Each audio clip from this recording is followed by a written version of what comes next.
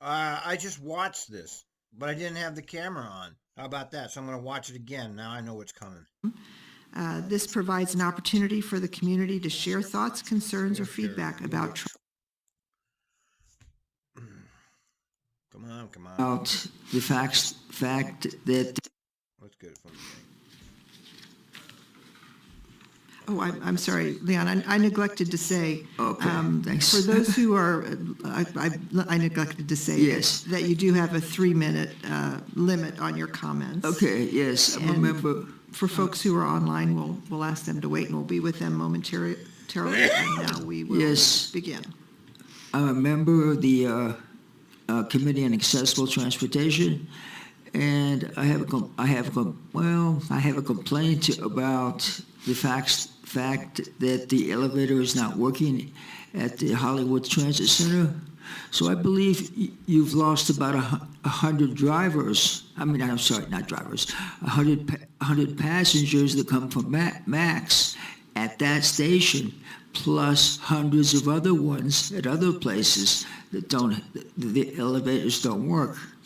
And another main concern of mine is that even though you've lost hundreds of riders at different stations, you're going to lose thousands of riders because since the price of food has gone up, last year if I shopped once a week, I would spend $31. Now I'm spending over twice that when I shop. So if people are struggling to Yes, they are killing us all. They are squeezing the life out of us ever so slowly. Actually, it's not slowly for some people, like him. put and also pay their rent, if they're struggling to put food on the table and pay their rent, but then they have to decide about whether they're going to go to the doctor or take the lift or do something else. And so that's going to be another problem. And the third concern I have is how are you going to construct housing for disabled at the Hollywood Center if the elevator is not working? Did I answer all those questions?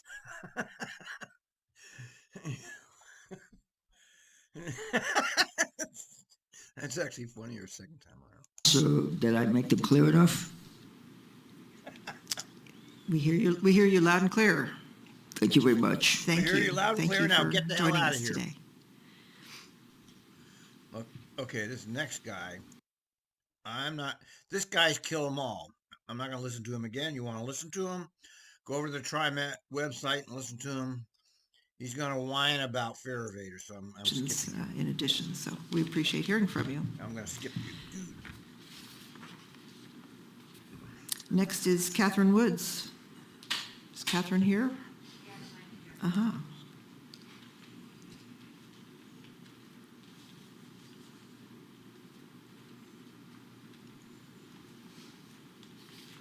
Like I sit here.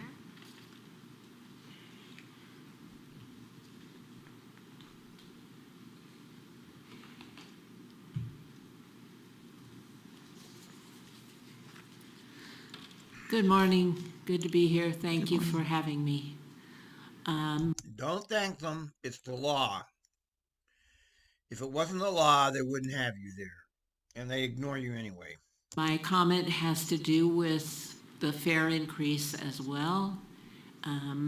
It will impact people riding the paratransit system Lyft. And currently, paratransit fare is exactly what fixed route fare is. Yeah, I didn't know that, but I looked it up on last time I watched this with when I didn't have my recording camera on, and she's right. It's exactly the same as a bus fare. Now I was surprised to see that. I thought that it was like cheaper because they're disabled and old and stuff, but no, it's the exact same fare. And fixed route fare is also, they allow for a discount for people living in poverty who have either a means-based test or an income test to decide if they require a half fare I would really like to see the board consider the half fare as one of a lift price tag change. And that's a great point. Why are there riders required to pay full fare? There is no discount fare for them.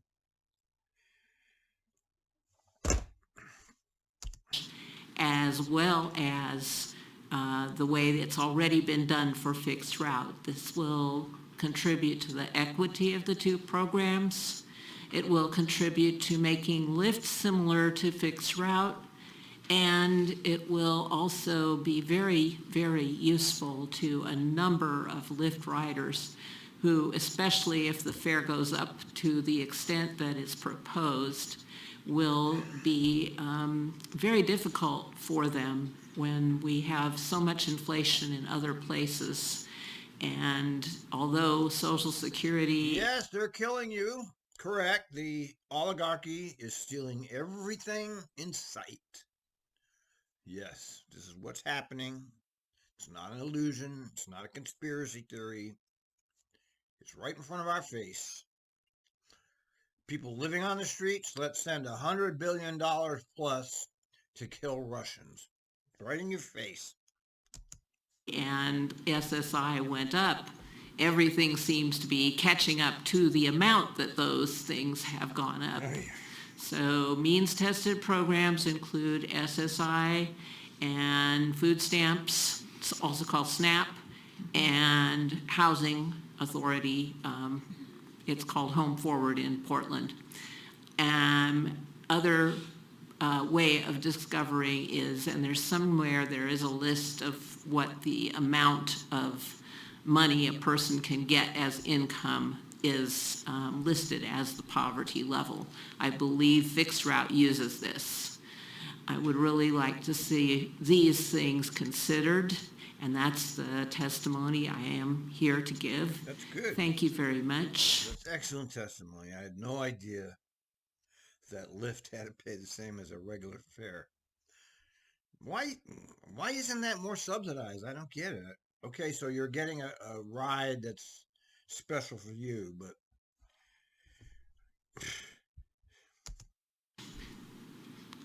good for you, lady. Thank you for joining us. Thank you for showing up. You tried, you showed up, you gave your talk. I just wish you weren't talking to a bunch of sock puppets. Alas, you are. Good for you. And the next person who signed up to speak is Chris Walker. Oh, yeah. Okay, yes. Chris was a regular in past years. You got to remember, I've been watching this stuff since 2008. And he was always at these meetings. And we haven't seen him for a long time. And he's going to make and he's always been like a TRIMET apologist in the past. This time, he's actually got some valid things to say, and some of the stuff he says I was unaware of, but of course he's correct.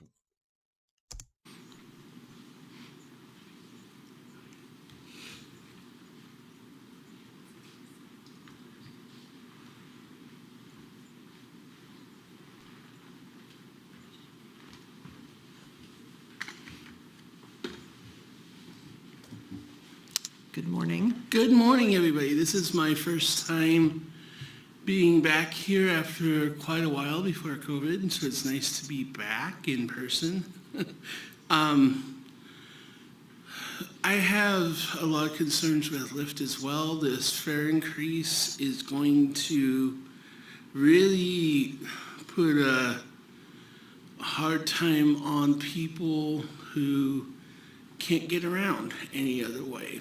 They can't physically make it to the bus stop. They don't have friends and family to give them a ride to everywhere they need to go, doctor appointments, shopping for groceries or whatever they may need.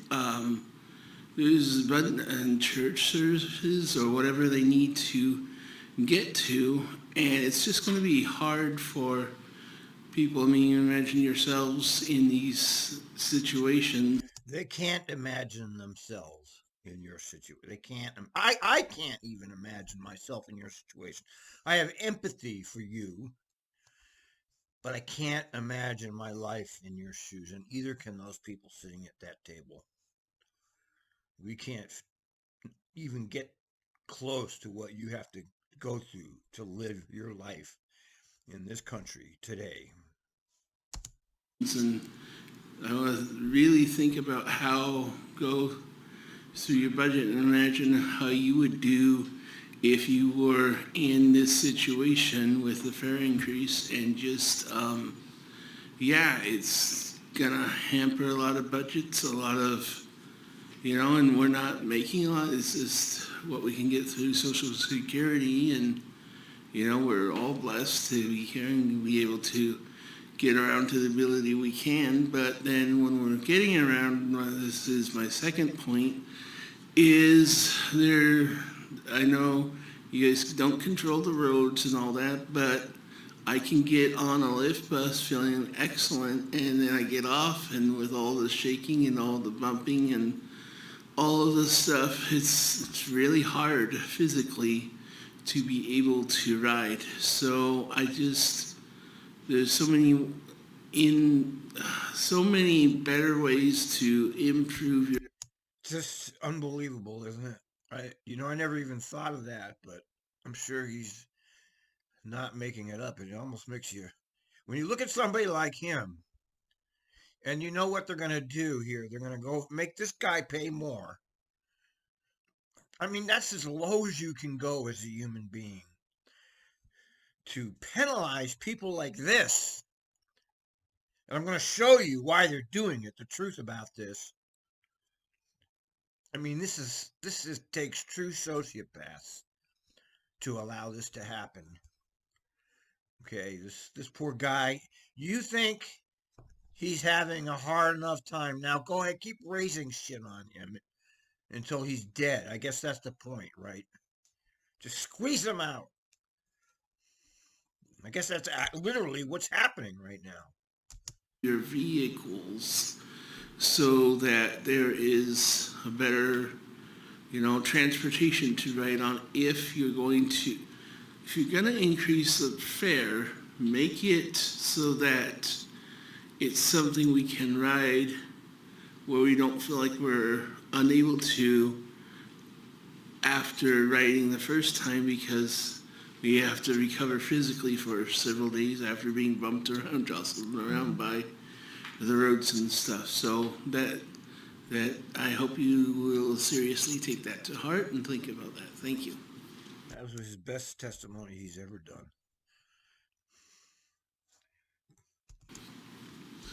And boy, it's heartbreaking to even watch this stuff.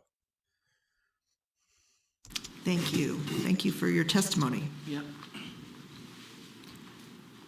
And do we have anyone else who's here for in-person testimony today? All right, and we had... And this next testimony really hits the nail on the head. It's really the truth of the whole thing. The stuff that we're never going to hear from the mainstream media or anybody else. One individual sign up to testify via Zoom. Is that person present? All right. Yeah. That is Pedro. Are you there? Yes, I'm here. Can you hear me? Yes, we can hear you. Go ahead. Great. Thank you for letting me speak today. I would just like to make a quick comment about the proposed fare increases. I've been following this discussion since it was first announced at the board retreat at the end of last year. And I understand that we're facing some budget problems, incoming budget shortfalls due to federal COVID money getting cut off. But what I'm missing from the conversation with TRIMET staff is looking at alternative revenue resources or revenue avenues to make up for this budget shortfall. If I can be frank, the current proposal is a lazy attempt to make up for any budget issues. Y'all are essentially putting the budget burden directly on riders. I don't know how many of you all ride transit consistently, but I have been transit dependent since my car broke down in 2016. That's 7 years of riding transit 7 days a week. And as a transit dependent person, I experience the city differently from people who get around by car. And I know for a fact that people are really unhappy with transit as it is today, and they're really unhappy with this incoming proposal. Yeah, it does require a certain unbelievable hubris to have a collapsed system and ask for more money at the same time. I mean, think about how unbelievably sociopathic that is. We're going to increase your fares. Our service has been shit for the last 2 years. It's just unbelievable to me. The stuff I'm witnessing in the world right now, it's just unbelievable.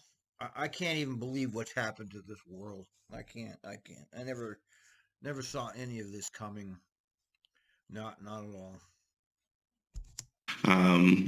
The proposal is coming without guarantees of full or expanded services. And one last thing about the fare increase and fare inspection that doesn't make sense to me is that there's all this money going into the infrastructure of collecting fares. Yep. And specifically the partnership that y'all have with the people that come in to check fares. It seems like the money that is coming in from fares is immediately going back out on fare inspections.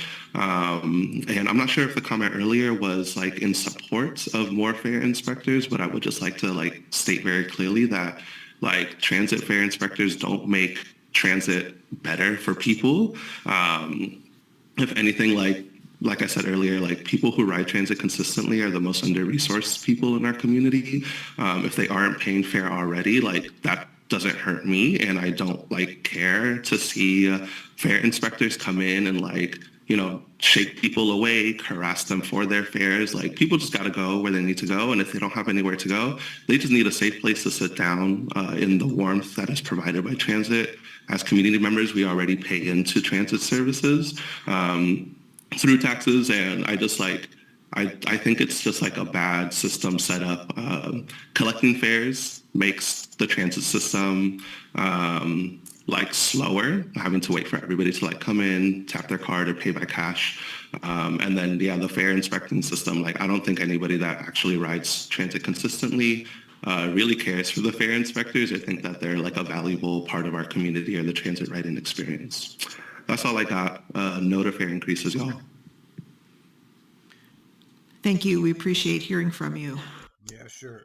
On that note, okay, that was a great testimony, and I know he's correct. But they don't care because they're sociopaths. Okay.